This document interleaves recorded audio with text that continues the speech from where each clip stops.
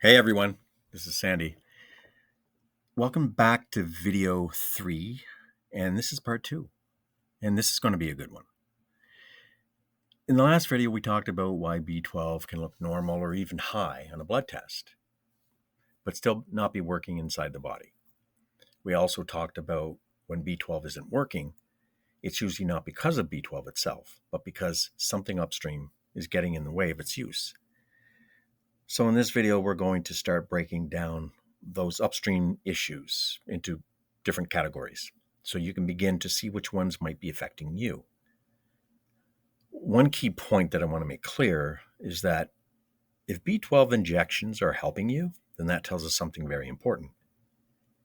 It tells us that B12 can be used by your cells.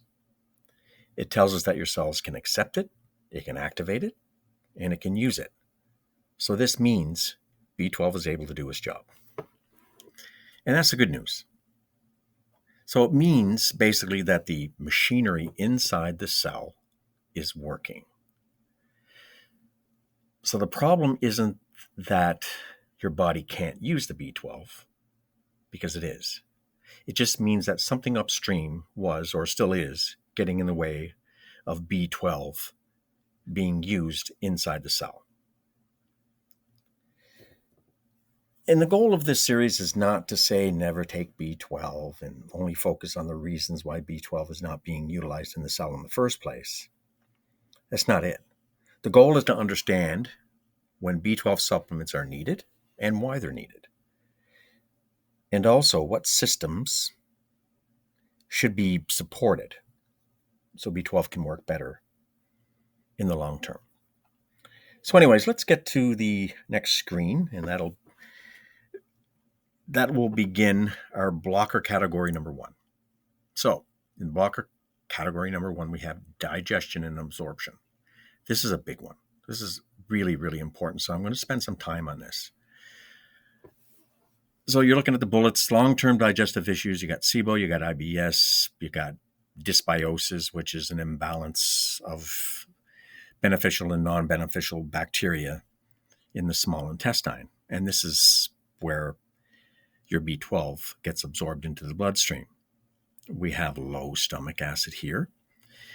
Low stomach acid is responsible for cleaving the B12 molecule from your food. And so if stomach acid isn't high enough or acidic enough, then a lot of the times that B12 molecule cannot be used because it's still bound to a protein peptide.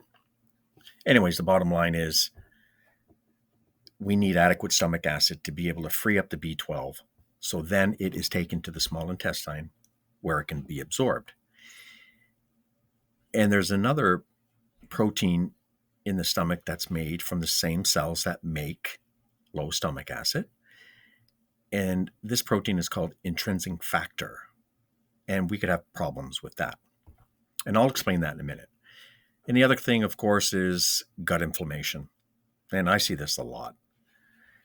And most people who have gut inflammation are exhausted. So even though their B12 looks normal in their blood, it doesn't mean that it's being utilized because we have inflammation. All right, so if you got a gut infection like SIBO or dysbiosis, this is very important for you to understand. Some bacteria in the small intestine can actually make B12 analogs. Basically, these are B12 lookalikes. They are synthetic forms of real B12 that is being used by the cells. And when they reach the cells, they just can't work. They're like keys. You put it into the lock, but you can't turn it. And while they're stuck in there, the real key cannot get in there. So basically, these analogs that are B12 lookalikes are in place at the cell's receptor site of the real B12. So the real B12 doesn't get in there. And so this elevates our blood with B12. I see this a lot. So This is where intrinsic factor comes in. It's a helper protein made in the stomach, like I mentioned before. Its job is to grab onto B12 and carry it from the stomach into the small intestine so it's absorbed into the bloodstream. It's like a delivery truck, basically. Intrinsic factor does not get absorbed into the bloodstream, and it doesn't go to the cells. It's basically just dropping off the package, which is B12, at the bloodstream. And then we have other carrier molecules that will take it to the cells, providing they're working and they exist. We will get into that in later videos. So its job pretty much ends when B12 gets absorbed into the blood. Now, here's the key point. If the small intestine is inflamed or overcrowded with the wrong bacteria, that combination of B12 and intrinsic factor can falter, and it can break down and not work. So an elevated B12 may still show up in the blood, but the system downstream doesn't work properly, and the cells don't get what they need because they need the real B12. And that's what we call a functional B12 deficiency. B12 is present, but it's not working.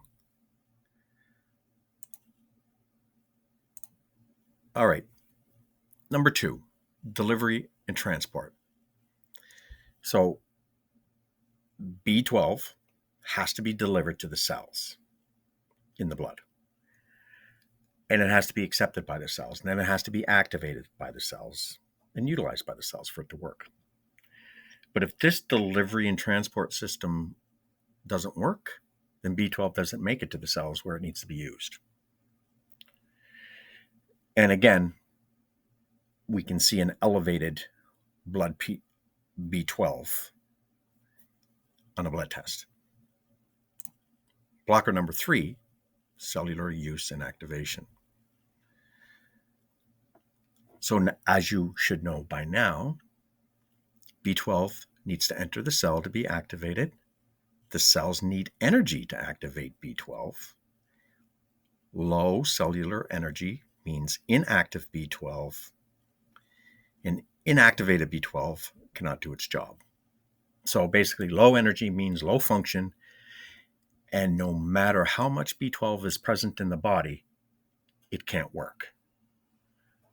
And this is why pushing B12 supplementation in a low energy system can sometimes make people feel worse.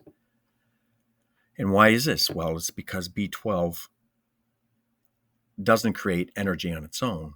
B12 helps the body use and direct energy that's already there. People think that we need B12 for energy.